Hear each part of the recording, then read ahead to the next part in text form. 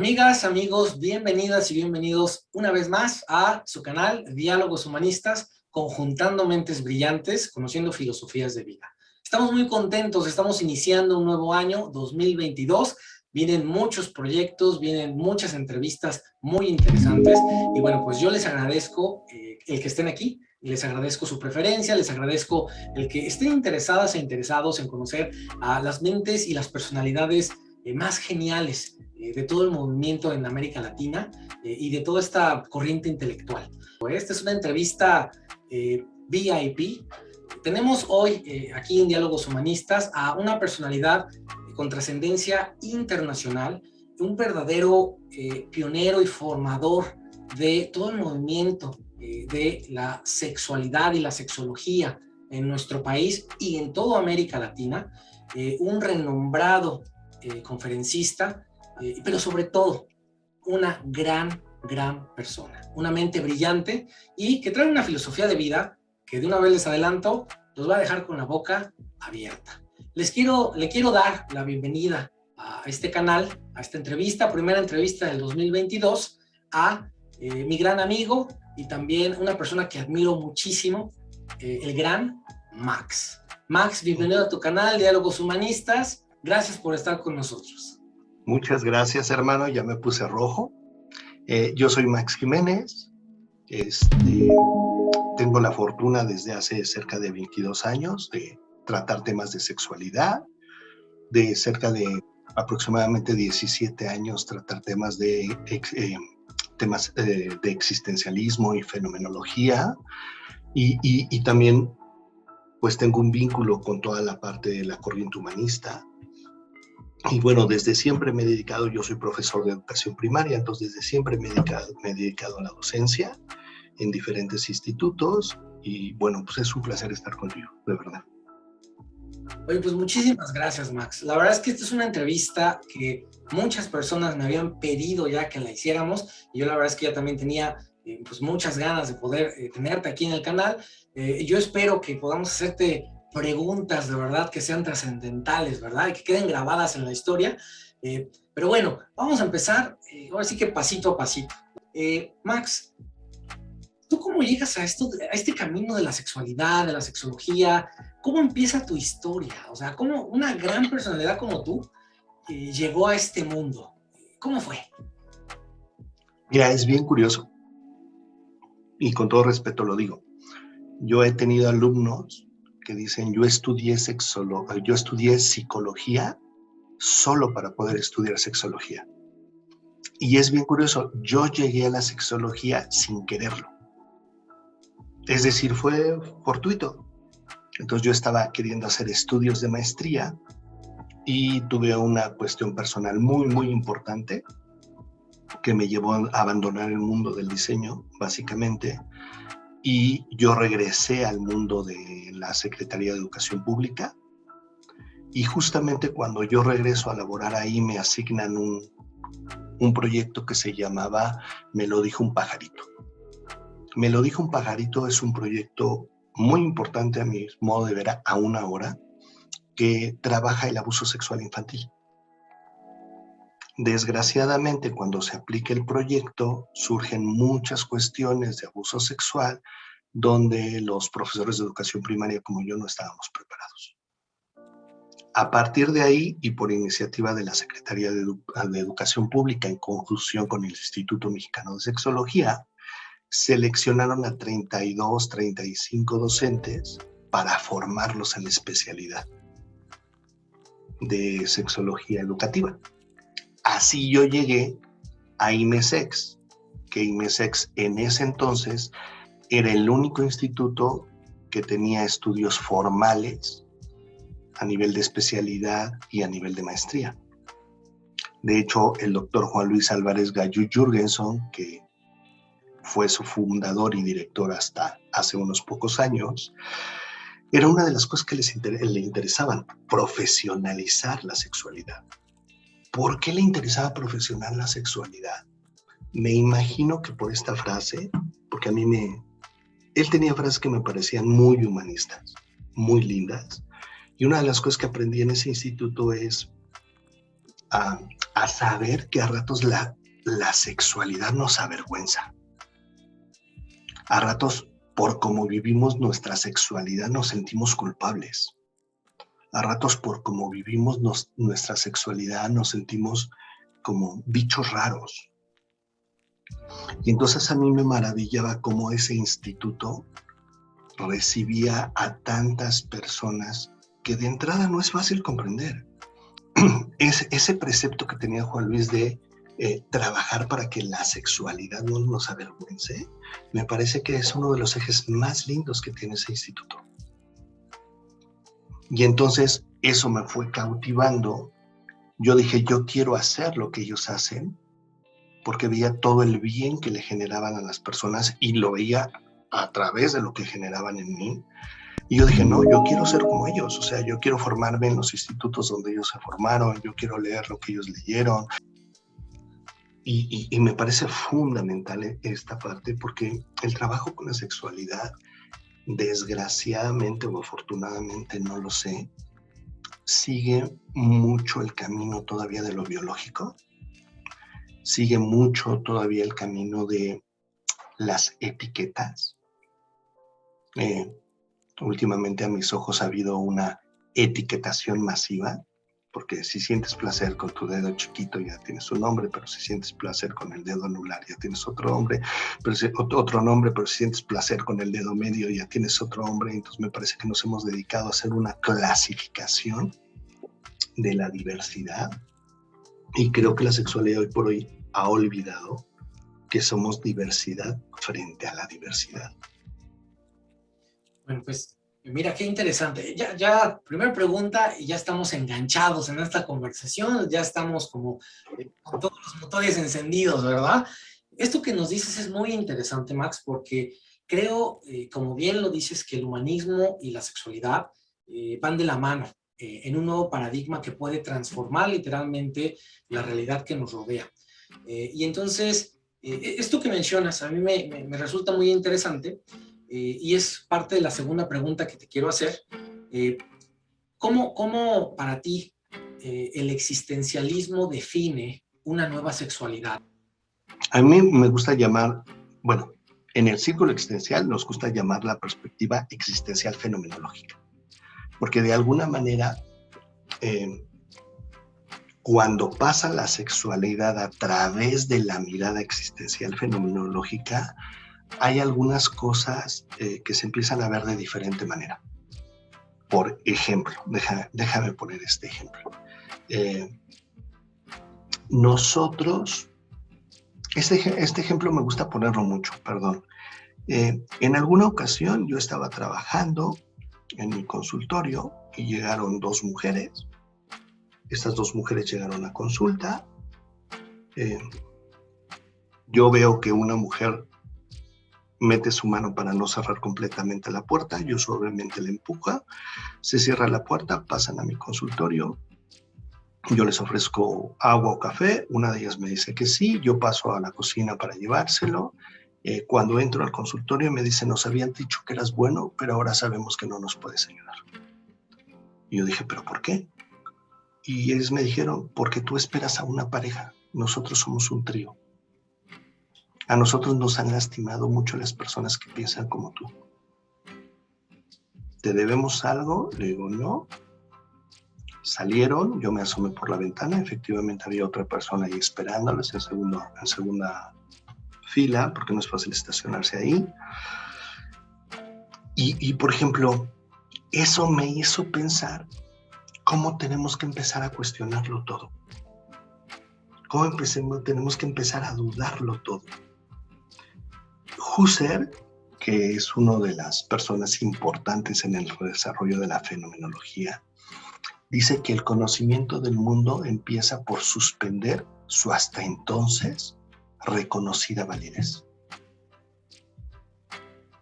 Entonces, cuando estas mujeres me enseñan eso, yo había hecho 12 módulos, porque en ese entonces era coordinador del área clínica de terapia de pareja, y me di cuenta cómo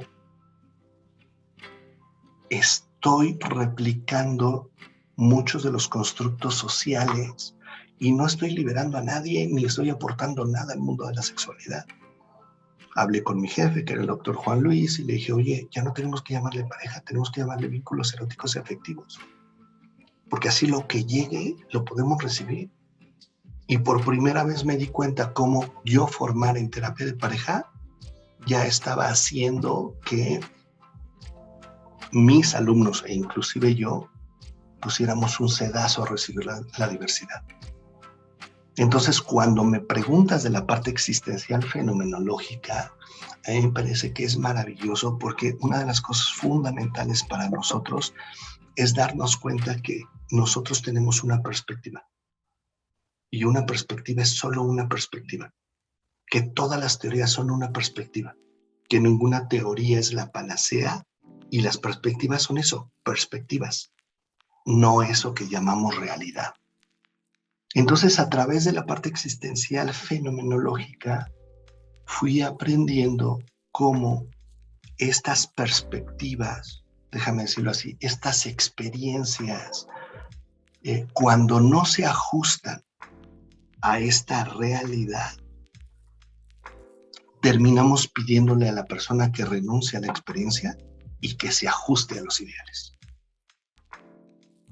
Y para mí la perspectiva fenomenológica existencial es fundamental en la sexualidad porque permite que surja lo que necesita surgir.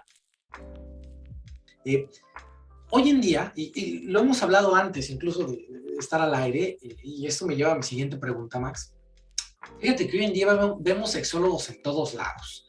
O sea, vemos sexólogos en la tele, vemos sexólogos en el YouTube, vemos sexólogos en el TikTok, vemos sexólogos hasta en el TV y novelas, ¿verdad? Vemos unos consejos eróticos, ¿no? Y bueno, esto me lleva, con todo esto que estás diciendo, que la verdadera esencia de la sexualidad y su estudio es algo muy profundo y que tiene que ver mucho con la diversidad y con la verdadera esencia del desarrollo humano. A mí me gustaría preguntarte entonces, ¿cómo podemos diferenciar a un verdadero sexólogo o sexóloga de un charlatán?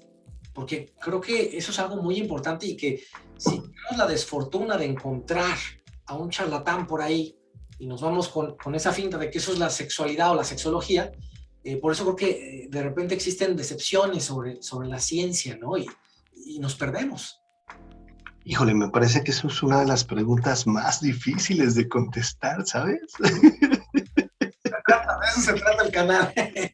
Muy difícil de contestar esa pregunta porque creo que un respaldo que puedes tener antes de visitar a un sexólogo es pues, evidentemente de alguna manera ver qué estudios tiene, ¿no? Porque en nuestro país es muy importante, pues, qué licenciaturas tienes, qué maestrías tienes, qué doctorados tienes.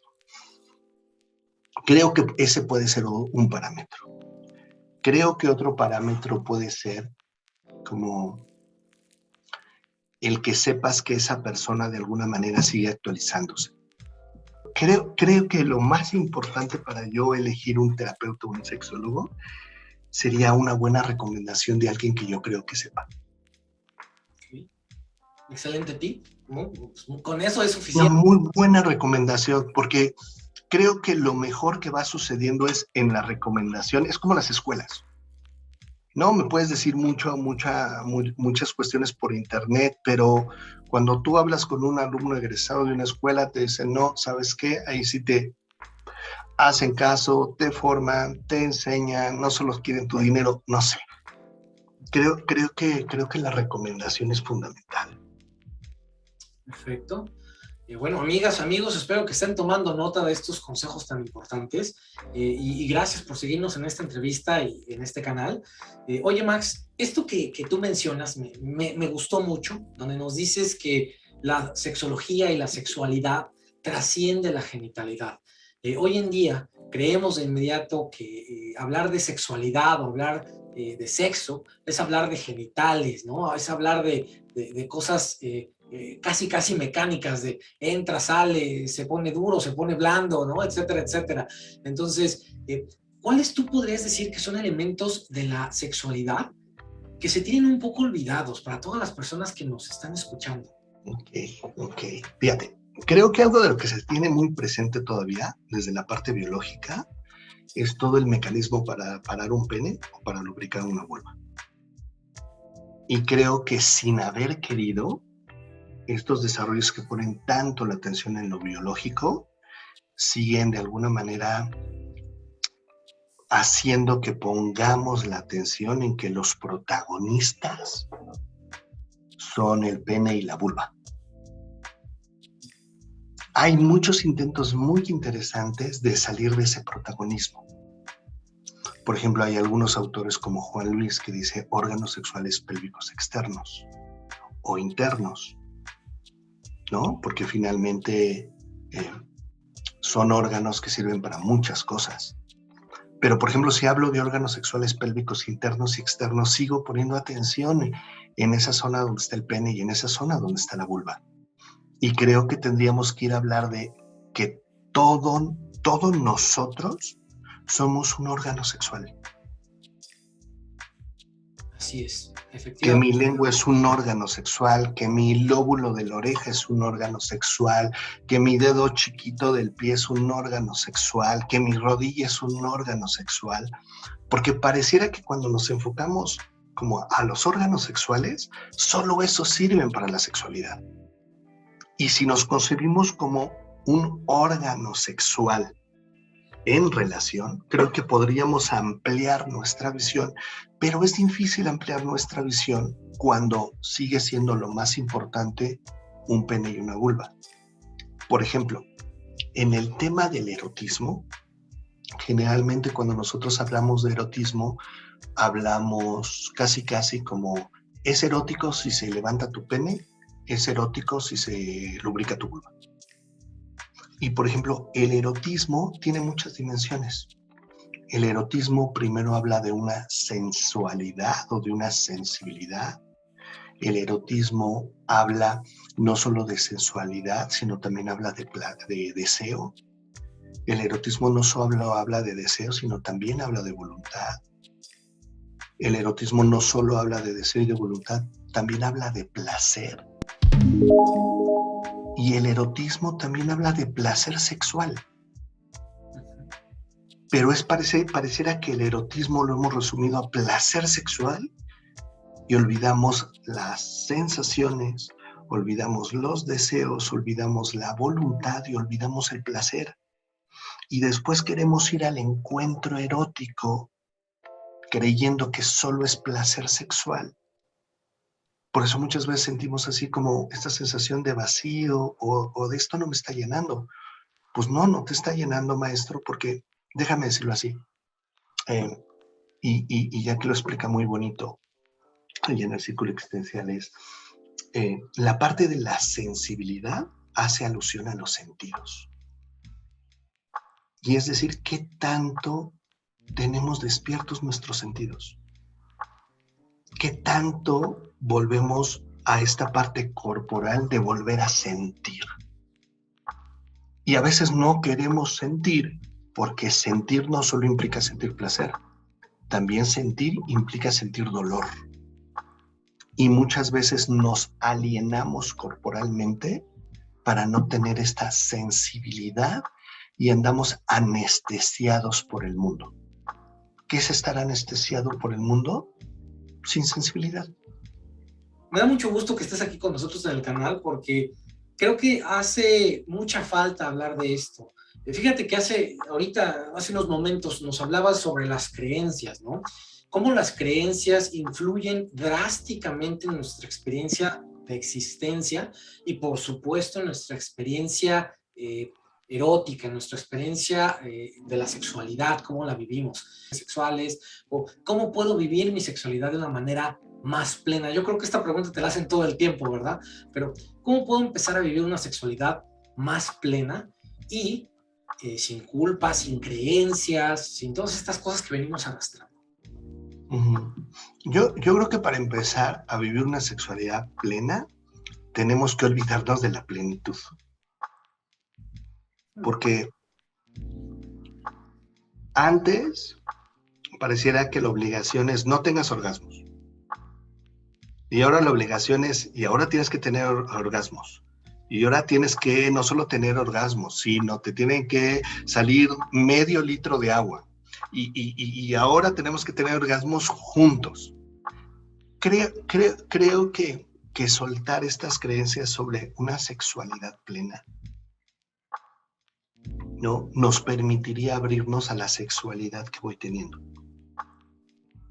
Pero eso evidentemente se junta con lo que tú dices, con las creencias que tenemos. Y desgraciadamente, hoy por hoy seguimos teniendo creencias que de alguna manera no permiten que nos soltemos a las experiencias, ¿no? Hoy por hoy, en Ciudad de México, que parecería una ciudad cosmopolita, siguen golpeando a dos hombres agarrados de la mano o dos hombres que se besen, por ejemplo. Y se supone que estamos en una ciudad cosmopolita. Sigue habiendo un montón de feminicidios en el país. Y no hace nadie nada, o si hace muy pocos. Entonces, creo que una parte importante es intentar desaprender a través de la lectura, a través de los viajes, a través de nuestros vínculos, a través de todos los medios de comunicación, empezar a desaprender ciertas creencias que me han dicho que si mi experiencia no coincide con los ideales, estoy mal. Pero eso tampoco es fácil. Déjame decirte algo que hacía Juan Luis Álvarez Gallú en el primer módulo. Él, después de ciertas clases, él daba una clase y él decía que los sexólogos y las sexólogas nos teníamos que quitar 3 uniformes. Él era sarcástico también. Entonces decía, nos tenemos que quitar el uniforme blanco, el uniforme azul y el uniforme negro. El uniforme blanco es el uniforme de los médicos, de las médicas. Y entonces él decía, si tú quieres diagnosticar enfermedad, si tú quieres recetar a una persona, si tú quieres darle medicamento para que no se le vuelva a parar, estás en el instituto equivocado. Vas a administración, te van a devolver tu inscripción y tu semestre si lo pagaste así, y mejor métete a una facultad de medicina. Ahí sí te van a dar una bata blanca, vas a medicar, vas a poder proceder de esa manera. Y no solo eso, después incluso puedes volverte psiquiatra como yo, y entonces puedes dar medicamentos. Pero aquí tú no vas a poder utilizar el uniforme blanco. Entonces, si tú quieres hacer eso en el trabajo con la sexualidad de los otros, vete a otra facultad, vete a otro instituto. Decía, pero también tienes que abandonar el uniforme azul. Y el uniforme azul es porque en esa época los policías vestían de azul, ¿no?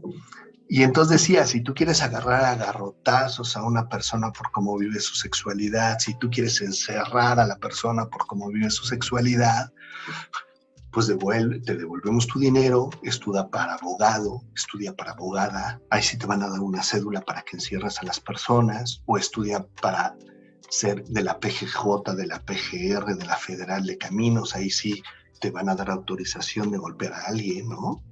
Incluso era medio sarcástico, decía, o estudia para sicario, 1, 2, 3, para, ¿no?, deshacer un cuerpo. Pero aquí no te vamos a dar elementos para que hagas garrotazos a una persona por cómo vive su sexualidad. Y después decía, si tú quieres bañar de moral a la persona, si tú quieres decirle cómo debe de vivir su sexualidad, pues mejor vete a estudiar un seminario, igual haces carrera. Y él decía esto, haces carrera, vas al Vaticano, abusas sexualmente de niños y te protegen, porque era muy sarcástico. Y él decía, pero lo que ustedes van a aprender en este instituto es a abandonar esos uniformes. Porque lo que nos interesa es que la persona de alguna manera comprenda su sexualidad. Definitivamente a mí me encantaría tener una segunda parte.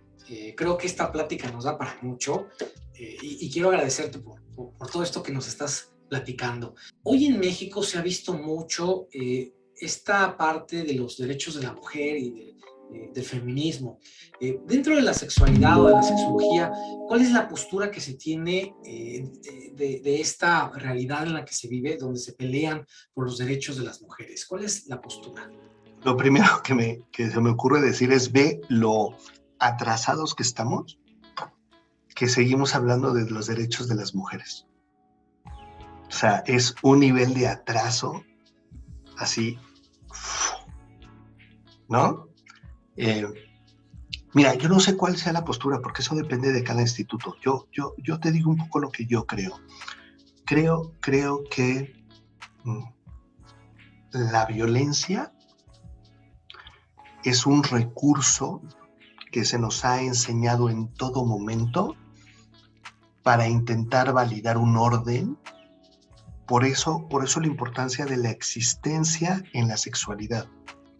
Comprender que si en el ser humano no hay esencia, entonces tú no tienes que corresponder a nada.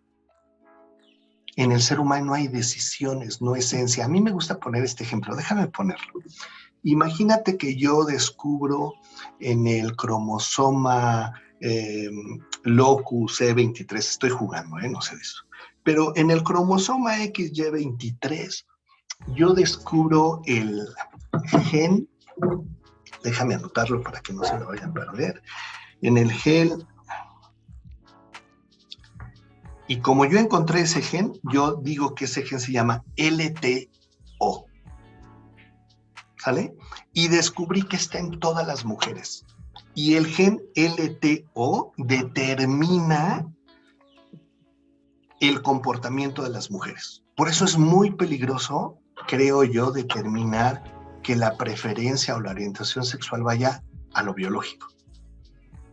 ¿Sí? Entonces imagínate, si ese gen es biológico, el LTO, y descubro que las mujeres por eso tienen la mano así como cerradita, y después esta mano como bisagra, y después un poco encorvaditas, porque el gen LTO significa limpia, trapea y obedéceme. Y como es genético, pues es biológico y ya me amolé. Entonces imagínate, voy a hacer el escritorio para acá. Todas las mujeres tendrían que estar casi trapeando e inclinadas para obedecerme. Pero ese hombre o esa mujer, perdón, determina, y a lo mejor en esta mano lleva su celular porque tiene que estar en contacto con sus hijos porque va a tener clases de doctorado. En esta otra lleva su libreta para ir al doctorado, y esta inclinación hace correr más veloz para ir a clases.